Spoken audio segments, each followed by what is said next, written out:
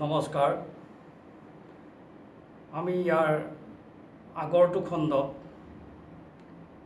কিদৰে প্ৰাচীন ভাৰতৰ সভ্যতাত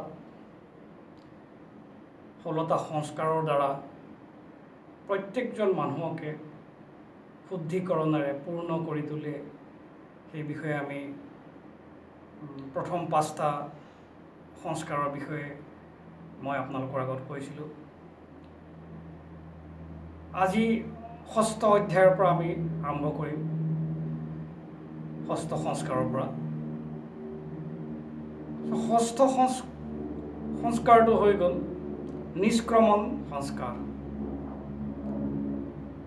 যে নৱজাতকৰ জন্মৰ 40 দিনৰ পিছত এই উৎসৱ পালন কৰা হয়। ইয়াত নৱজাতকক প্ৰথমবাৰৰ বাবে ঘৰৰ বাহিৰলৈ লৈ যোৱা হয়, যাতে নৱজাতকৰ গাত সূৰ্যৰ তাপ আৰু পোহৰ পৰে। এইটো বৰ্তমান মডাৰ্ণ চায়েন্সেও কৈছে যে কি ৰ'দৰ তাপ পোহৰ পৰিলে আমাৰ গাৰ পৰা ভিটামিন ডি ৰিলিজ হয়। তো সেই সময়ত হয়তো আমাৰ যিসকল মহাপুৰুষ, যিসকল জ্ঞানী ব্যক্তি আছিলে, তেওঁলোকে হয়তো বহু দূৰলৈকে ইয়াৰ চাইণ্টিফিক যিটো কাৰণ, সেই কাৰণটো উপলব্ধি কৰিব পাৰিছিলে। তাৰ উপৰিও কি হয় যে যদি অলপ সেমেকা পৰিৱেশ থাকে, তেতিয়াহ'লে কি হয়, সহজে বেক্টেৰিয়া বা ভাইৰাছে নৱজাতকক কি কৰে, আক্ৰমণ কৰিব পৰা সম্ভাৱনীয়তা থাকে। চব বাহিৰলৈ উলিয়াই লৈ যায়।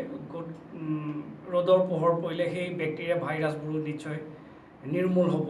তো এনেকুৱা এটা কি হয়, সন্দেহ কৰি পেলাই হয়তো এই সংস্কাৰটো প্ৰচলন কৰা হৈছিলে। ইয়াৰ পিছত যি 7ম সংস্কাৰ, সেইটো হৈ গ'ল অন্নপ্ৰাশন। যে আমাৰ সৰল অসমীয়াত ক'বলৈ হ'লে অন্নপ্ৰাশন। জন্মৰ 6ষ্ঠ মাহত ইয়াক পালন কৰা হয়। আৰু এই সংস্কাৰৰ দ্বাৰা কি হয়, নৱজাতকক প্ৰথমবাৰৰ বাবে গোটা বস্তু মুখত দিয়া হয়। আৰু সেই সময়ত অন্নপ্ৰাশনত পঞ্চামৃত আৰু পায়স দিয়াৰ এটা প্ৰথা আছিলে। এতিয়াও পায়স দিয়ে বহুত জেগাত। কিন্তু আমাৰ কি হৈছে, বৰ্তমান দেখিছোঁ যে মই আজি অলপ দিনৰ আগতে দেখিলোঁ যে অন্নপ্ৰাশনত কি কৰিছে, কেক কাটিছে। মই গৃহস্থক সুধিলোঁ যে এই কেক কাটিছে কিহৰ কাৰণে? নাই, এনেই আৰু এইটো চলিছে আজিকালি আৰু ফূৰ্তিৰ কাৰণে। আচলতে সেইটো কথা নহয়। এই কামবোৰ কেতিয়াও কৰিবলৈ আমি যিসকল অভিভাৱক আছোঁ, কেতিয়াও কোনো কাৰণতে, কোনো মূল্যৰ বিনিময়তে কেতিয়াও এলাউ কৰিব নালাগে। কাৰণ ইয়াৰ সুদূৰ প্ৰসাৰী প্ৰভাৱ বহুত বেলেগ ধৰণে আমাৰ লাইফত পৰে। তাৰ বিষয়ে কেতিয়াবা মই আলোচনা কৰিম বাৰু, কিদৰে সুদূৰ প্ৰসাৰী প্ৰভাৱ পৰে। কিন্তু এনেকুৱা কাম কেতিয়াও কৰিবলৈ নিদিব বাৰু, সেইটো পিছৰ কথা। আমি সংস্কাৰত আছোঁ। ইয়াৰ পিছত যি 8ম সংস্কাৰ, সি হৈ গ'ল মুণ্ডন বা শুদ্ধকৰণ সংস্কাৰ। এই সংস্কাৰৰ দ্বাৰা কি হয়, সেই নৱজাতকৰ চুলি খুৰোৱা হয় আৰু সেই চুলিখিনি এখন পবিত্ৰ স্থানত কি হয়, বিসৰ্জন দিয়ে। আৰু লগতে পিতৃয়ে ভগৱানৰ ওচৰত প্ৰাৰ্থনাও কৰে যাতে নৱজাতকৰ জ্ঞানৰ প্ৰাপ্তি হয় আৰু এই মনত সদায় সুবিচাৰি কি হয়, বাহ লৈ থাকে। 9ম সংস্কাৰটো হৈ গ'ল কৰ্ণভেদা, মানে কাণ ফুটোৱা। যে এই সংস্কাৰত নৱজাতকৰ কাণ ফুটায় আৰু কাণ ফুটাই পিতৃয়ে কি হয়, নৱজাতকৰ কাণে কাণে ভগৱানক প্ৰাৰ্থনা জনায় যে এই কাণেদি সদায় যাতে জ্ঞানৰ যি অমৃত আছে সেই জ্ঞানৰ অমৃতেই সদায় সোমায় আৰু সদায় ভাল কথাই যাতে এই কাণেদিয়ে মগজুৰ ভিতৰলৈ যায় আৰু কেতিয়াও যাতে বেয়া কথা, বেয়া চিন্তা, বেয়া বিচাৰ এই কাণেদি ভিতৰলৈ নাযায়। ইয়াৰ বাবে কি কৰে, দেউতাকে কাণে কাণে সেই নৱজাতকৰ শুনাকৈ ভগৱানৰ ওচৰত প্ৰাৰ্থনা জনায়। ইয়াৰ উপৰিও কাণ ফুটোৱাৰ বহুতো চাইণ্টিফিক কজ আছে যে আমাৰ শৰীৰৰ বহুতো অংগ প্ৰত্যংগ এই কাণৰ কিছুমান পইণ্টৰ লগত খুব বেছি সংযোগ স্থাপন হৈ আছে, যিটো আজি এই বিষয়ে আলোচনা নকৰোঁ। মাত্ৰ এইটো মডাৰ্ণ চায়েন্সেও কৈছে যে কাণ ফুটোৱাটো বহুত দূৰলৈকে ই স্বাস্থ্যসন্মত। ইয়াৰ পিছত দশম সংস্কাৰটো হৈ গ'ল উপনয়না, মানে আমাৰ সৰল অসমীয়াত যাক লগুণ দিয়নি বুলি কোৱা হয়। চ' সেই সময়ত সংস্কৃত ভাষাত ইয়াক উপনয়না বুলি কোৱা হয়। উপনয়নৰ মানে হৈ গ'ল কাষলৈ অনা।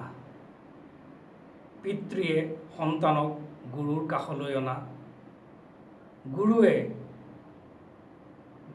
সেই শিষ্যজনক শাস্ত্ৰৰ কাষলৈ অনা আৰু শাস্ত্ৰই সেই শিষ্যক ব্ৰহ্মৰ কাষলৈ অনা। চ' এই প্ৰথাত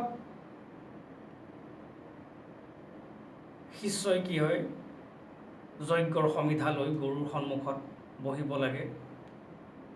যজ্ঞ কুণ্ডত অগ্নি জ্বলি থাকে। চ' তাত তেওঁ সেই যজ্ঞৰ সমিধা আহুতি দি এইটো প্ৰাৰ্থনা বা গুৰুক ওচৰত প্ৰাৰ্থনা জনাব লাগে যে যিদৰে এই অগ্নিয়ে এই সমিধা দাহ কৰি গোটেইখন পোহৰাই তুলিছে, ঠিক সেইদৰে এই গুৰুৱে তেওঁক অন্ধকাৰ যি অজ্ঞানতাৰ যি অন্ধকাৰ তাৰ পৰা আঁতৰাই এই জুই শিখাৰ দৰে যাতে তেওঁ জ্ঞানৰ মহিমাই সকলোকে পোহৰাই তুলিব পাৰে। ইয়াৰ উপৰিও গুৰুৱে শিষ্যক স্বীকাৰ কৰাৰ আগতে গুৰুৰ ওচৰত শিষ্যই কেইবাটাও প্ৰতিজ্ঞা ল'ব লাগিছিল। ইয়াৰ ভিতৰত শিষ্যই সদায় বেদত্ৰী ৰক্ষাৰ প্ৰতিজ্ঞা ল'ব লাগিছিলে। এতিয়া এই বেদত্ৰী হৈ গ'ল যে বেদক পদ্য, গদ্য আৰু গানৰ ওপৰত আধাৰ কৰি পেলাই 3 ভাগত বিভাজিত কৰা হৈছিল। ঋগ্বেদক পদ্যত, যজুৰ্বেদক গদ্যত আৰু সামবেদক গানৰ আধাৰত বিভাজিত কৰা হৈছিল আৰু এই তিনিওকে বেদত্ৰী বুলি কোৱা হয়। এই বেদত্ৰী ৰক্ষাৰ কি হয়, শিষ্যই সদায় প্ৰতিজ্ঞা দিব লাগে। তাৰ উপৰিও 3 ঋণ আছে। এই 3 ঋণৰ প্ৰতি সদায় যি দায়িত্ব আছে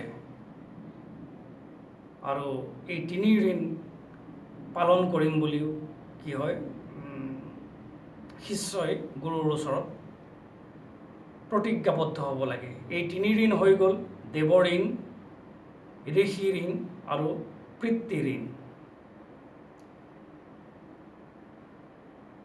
দেৱ ঋণ হৈ গ'ল আমাৰ যি সূৰ্য, চন্দ্ৰ,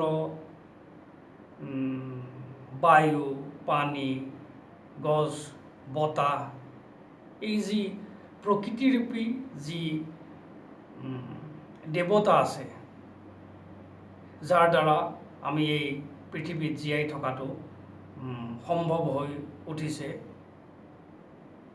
সেই দেৱতাৰূপী প্ৰকৃতিৰ প্ৰতি আমাৰ যি কৰ্তব্য আছে, আমাৰ যি দায়িত্ব আছে, সেই সকলো দায়িত্ব পালন কৰিম বুলি কি হয়, সেই শিষ্যজনে প্ৰতিশ্ৰুতিবদ্ধ হ'ব লাগে আৰু এই প্ৰকৃতিৰূপী দেৱতাক কেতিয়াও অনিষ্ট সাধন নকৰোঁ বুলি প্ৰতিজ্ঞাবদ্ধ হ'ব লাগে। ইয়াৰ পিছত ঋষি ঋণ।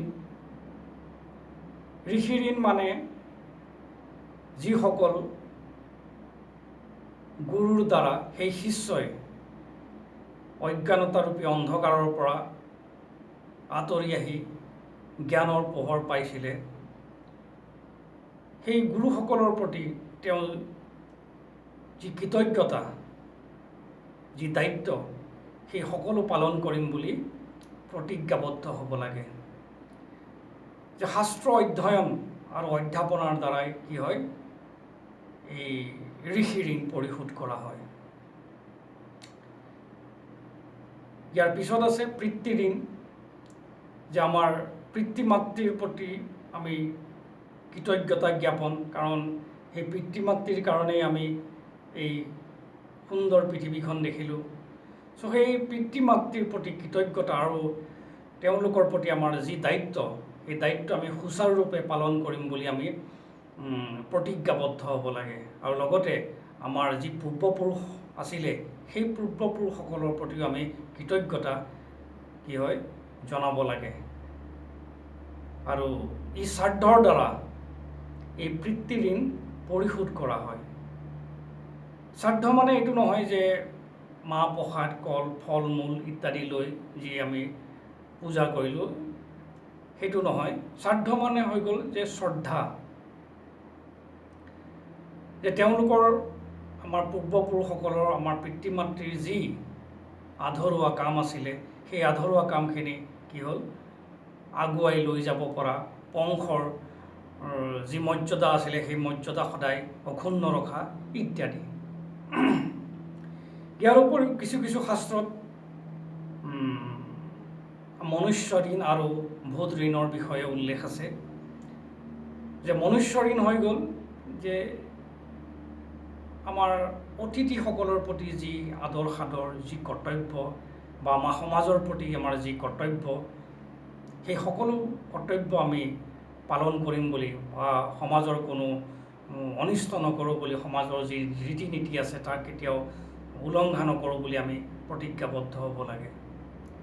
আৰু ভূত ঋণ হৈ গ'ল যে আমাৰ যি পশু পক্ষী, চৰাই চিৰিকটি, পোক পৰুৱা আদি যি আছে, যে সেইসকলৰ প্ৰতি আমাৰ যি দায়িত্ব লালন পালনৰ বা চোৱা চিতা কৰাৰ যি দায়িত্ব, সেই দায়িত্ব আমি সুচাৰুৰূপে পালন কৰিম বুলি প্ৰতিজ্ঞাবদ্ধ হ'ব লাগে।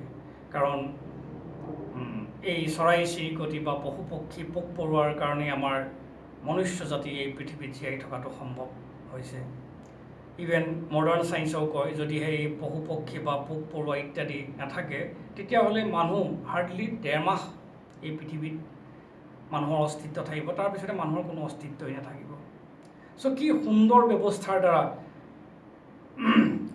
এজন ছাত্ৰক বা এজন শিষ্যক গুৰুৱে প্ৰতিজ্ঞাবদ্ধ কৰাইছিলে, আৰু সেই প্ৰত্যেকটো প্ৰতিজ্ঞা তেওঁ কোনো কাৰণতে উলংঘা কৰিব নোৱাৰিছিলে। যদি উলংঘা কৰে তেতিয়াহ'লে তেওঁক সেই কি হয়, গুৰুৱে তেওঁ আশ্ৰমৰ পৰা বহিষ্কাৰ কৰি দিয়ে। চ' কিমান এটা সুন্দৰ ব্যৱস্থাৰ দ্বাৰা আমাক পৰিপূৰ্ণ কৰি তুলিছিলে প্ৰাচীন ভাৰতীয় সভ্যতাত, যে সঁচাকৈ আমাৰ মূৰ দোঁ খাই যায়। চ' আজি এই 10ম সংস্কাৰলৈকে মই ক'লোঁ। ইয়াৰ পিছৰ যি খণ্ড হ'ব, 11শ সংস্কাৰৰ পৰা মই সিটো খণ্ডত আগুৱাই লৈ যাম। নমস্কাৰ।